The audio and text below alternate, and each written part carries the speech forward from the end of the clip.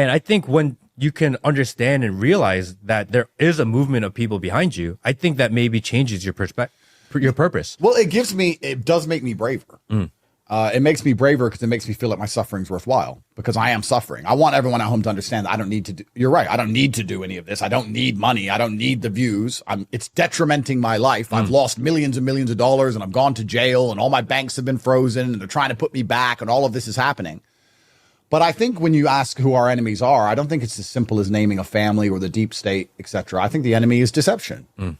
Demons operate from the dark, and we're living in a world which is built on lies. Every single thing is a lie. Everything they tell you is a lie. Every system you're supposed to believe in is corrupted to the core.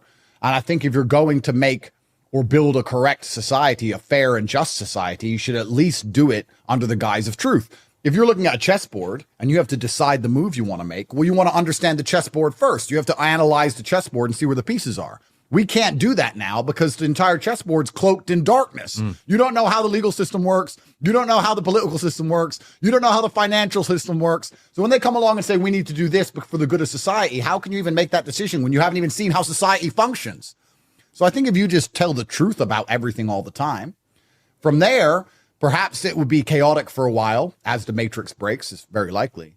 But at least if you tell the truth all the time, you have a fair starting block. You have a clear chessboard from where you can decide what moves should be made for how society should function. And we're all humans, and humans are fallible. None of us are perfect. We're making mistakes, and we've built these systems to keep some semblance of peace and serenity amongst society. And we've done an okay job for a while.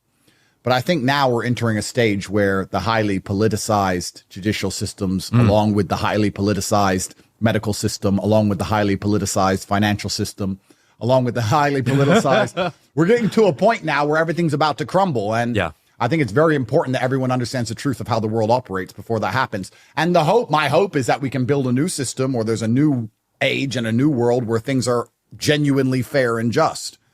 I don't want to go on and on, but just for everyone at home, if you think the law is fair and just, you're going to learn the hard way that it's not. You're going to learn the very hard way. You can go into any jail in any country in the world, and you'll find people who got screwed by their lawyer or screwed by the system.